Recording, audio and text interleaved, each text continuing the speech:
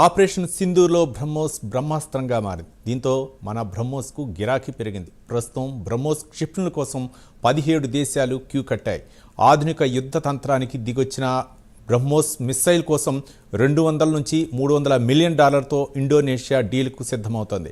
మరోవైపు $700తో ఒప్పందం కుదుర్చుకునేందుకు Vietnam plan చేస్తోంది. అలాగే బ్రహ్మోస్ కోసం Malaysia, South Asian countries, Thailand, Singapore, Brunei దేశాలు క్యూలో ఉన్నాయి. అంతేకాకుండా బ్రహ్మోస్పై లాటిన్ అమెరికాలోని బ్రెజిల్, చిలీ, అర్జెంటీనా, వెనిజులా దేశాలు కన్నుపడింది. ఇక Egypt, Saudi Arabia, United Arab Emirates, Qatar, ఒమన్లు కూడా బ్రహ్మోస్ను దక్కించుకునేందుకు పోటీ పడుతున్నాయి.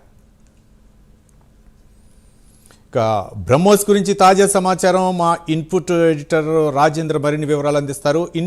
రాజేందర్, మీరు చెప్పినట్టు మన బ్రహ్మోస్ క్షిపణి కోసం ప్రపంచవ్యాప్తంగా సుమారు 17 దేశాలు పోటీ పడుతున్నాయి. ఎందుకంటే మన జరిగినటువంటి ఆపరేషన్ సింధూర్ దాంట్లో మన బ్రహ్మోస్ క్షిపణిని భారత్ దాంట్లో మొదటిసారిగా దీన్ని యూజ్ చేసింది. దీనికి ప్రధానంగా టెక్నిక్ అంటే ఆధునిక సాంకేతిక నైపుణ్యతకు ఉన్న క్షిపణిగా మనం చెప్పవచ్చు. ఎందుకంటే దీని వేగము అదేవిధంగా పరిణామంతో పాటు దాని బరువు కూడా తక్కువ ఉండడం, దాంతోపాటు అంటే ఏదైతే దాయాది దేశాలు ఉన్నాయో వాటి రాడార్ సిస్టమ్ ఉన్నా వాటికి చిక్కకుండా మనం ఏమైతే టార్గెట్ ఇస్తామో ఆ టార్గెట్ను విజయవంతంగా క్షణాల్లోనూ పూర్తికి వచ్చేటువంటి సామర్థ్యం ఉన్న క్షిపణి బ్రహ్మోస్. ఈ నేపథ్యంలో మన జరిగినటువంటి ఆపరేషన్ సింధూర్లో పాకిస్తాన్లో సుమారు 9 వైమానిక స్థావరాలపై జరిగినటువంటి దాడిలో మన బ్రహ్మోస్ క్షిపణి భారత్ ఆర్మీ వారింది. దీంట్లో ప్రధానంగా ఏదైతే మన లక్ష్యాన్ని నిర్దేశించిన లక్ష్యాన్ని టార్గెట్ చేయడంలో సక్సెస్ నేపథ్యంలో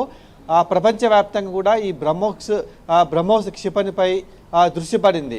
అంటే బ్రహ్మోస్ ఏంటి, ఆ టార్గెట్ ఏ విధంగా రీచ్ చేయగలిగింది, తక్కువ సమయంలోనే ఎక్కువ టార్గెట్ రీచ్ కావడంతో సుమారు 9 వైమానిక స్థావరాలు, అంటే అది చిన్న మాట కాదు పాకిస్తాన్ దేశంలో, వాటి రాడార్ సిస్టమ్కు వాటి యుద్ధ విమానాలు చిక్కకుండా పోయి టార్గెట్ చేసి వచ్చిన నేపథ్యంలో ఇప్పుడు అందరి దృష్టి కూడా ఈ బ్రహ్మోస్ క్షిపణి పోయి పడ్డ నేపథ్యంలో అందరు కూడా వారికి కూడా బ్రహ్మోస్ క్షిపణి కావాలని చెప్పేసి మన దేశం మీద ఆధారపడాల్సిన పరిస్థితి ఇప్పుడు ఏర్పడింది. ఎందుకంటే ఇది భారత్, రష్యా సంయుక్తంగా చేపట్టినటువంటి ప్రాజెక్ట్ మిసైల్ నేపథ్యంలో ఇటీవల కాలంలోనే ఉత్తరప్రదేశ్లో కూడా మరో ప్లాంట్ కూడా ప్రారంభించిన నేపథ్యంలో ప్రపంచ దేశాలు కూడా ఈ క్షిపణి మాకైతే బాగా పనికొస్తుంది.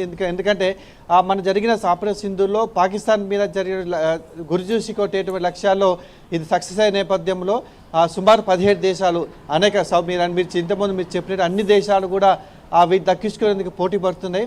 భారత్ అమ్ముల పొదిలో ఉన్నటువంటి బ్రహ్మాస్త్రంగా ఈ బ్రహ్మోస్ మిసైల్ చెప్పవచ్చు. దీన్ని దక్కించుకునేందుకు అనేక దేశాలు పోటీ పడుతున్న నేపథ్యంలో భారత్ ఏ విధమైన నిర్ణయం తీసుకుంటుంది ఇంకా తేలాల్సి ఉంది. మరోవైపు కేవలం తక్కువ సమయంలోనే ఆపరేషన్ సింధూర్లో పాకిస్తాన్ నుంచి వచ్చేటువంటి యుద్ధ విమానాలు కానీ అదేవిధంగా డ్రోన్లను కానీ S-400 దాంతోపాటు ఈ క్షిపణి మిసైల్ కూడా విజయవంతంగా వాటి ఢీకొట్టినాయి. వాటి గగనతలంలో వాటి చిక్కలు చూపించే మన తడాకా ఏందో వైమానిక దళంలో మన తడాకా ఏందో కూడా ప్రపంచ దేశాలు చూసిన నేపథ్యంలో వాటిని మన దేశం నుంచి కొనుగోలు చేసి దక్కించుకునేందుకు సుమారు ప్రపంచవ్యాప్తంగా కూడా 17 దేశాలు పోటీ పడుతున్నట్టుగా మనకు స్పష్టంగా తెలుస్తుంది. రవి, రైట్ రాజేంద్ర, అంటే ఎలాంటి సమస్యలు లేకుండా అనుకున్న లక్ష్యాలను అలాగే నిర్దేశించిన లక్ష్యాలను చేరుకోవటంలో బ్రహ్మోస్ ఏదైతే ఉందో ఆ అస్త్రాలు మనకి ఒక భారత అంబుల పొదిలో ప్రధానమైనటువంటి అంశం అనుకోవచ్చు. మరో పక్క శత్రు దేశం పాకిస్తాన్పై అయితే మాత్రం ఈ బ్రహ్మోస్ మొన్న ఆపరేషన్ సింధూర్లో కీలక పాత్ర పోషించింది అనుకోవచ్చా? మరో పక్క ఎలాంటి అంటే సమస్యలు లేకుండా ఎక్కడా కూడా అనుకున్న లక్ష్యాన్ని, నిర్దేశించినటువంటి లక్ష్యాన్ని ఎటు కూడా తారుమారు అవ్వకుండా ఆ 9 స్థావరాలపై అవ్వచ్చు, లేకపోతే పాకిస్తాన్పై ఇంకా మిగిలినటువంటి స్థావరాలపై అవ్వచ్చు, ఆ యొక్క లక్ష్యాన్ని నిర్దేశించిన తర్వాత ఎక్కడా కూడా ఇబ్బంది లేకుండా ఈ బ్రహ్మోస్ ప్రయోగించిన విధానం ఏదైతే ఉందో మిగిలిన దేశాలు కూడా ఆకర్షించినాయి అనుకోవచ్చా? ఇలాంటి అంటే అస్త్రాలు మాకు కావాలనే విధంగా మిగిలినటువంటి దేశాలు కూడా ఎదురు చూస్తున్నాయి అనుకోవచ్చా? ఖచ్చితంగా భారత్ అమ్ముల పొదిలో చాలా ఇటువంటి అస్త్రాలు చాలా ఉన్నాయి. అయితే యుద్ధ సామర్థ్యం దాన్ని బట్టి మాత్రమే వాటి ఎదుటి దేశం వాడేటువంటి విమానాలు కానీ వారు వాడేటువంటి వాళ్ళ వ్యూహాలు పసిగట్టే మనం దానికి అనుగుణంగా భారత ఆర్మీ కూడా స్పందించమని చెప్పవచ్చు.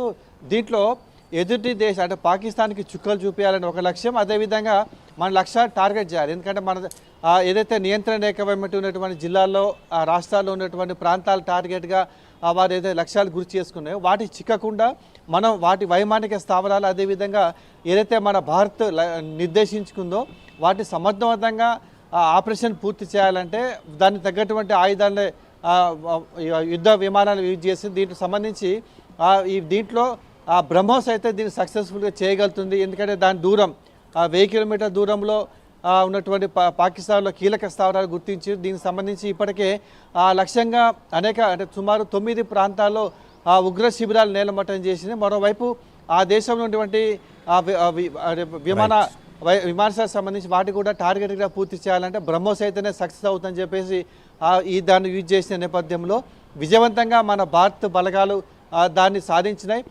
పాకిస్తాన్ రాడార్ కానీ పాకిస్తానీ యుద్ధ విమానం చిక్కకుండా మన టార్గెట్ తక్కువ సమయంలో పూర్తి చేసే నేపథ్యంలో ప్రపంచ దేశాలు కూడా దీని వైపు మన నుంచి దక్కించుకునేందుకు కూడా ఇప్పటికే ఎత్తులు వేసినట్టు కూడా మంతనాలు సాగిస్తున్నట్టుగా మనకు స్పష్టంగా తెలుస్తుంది. Ravi right, thank you Rajendra.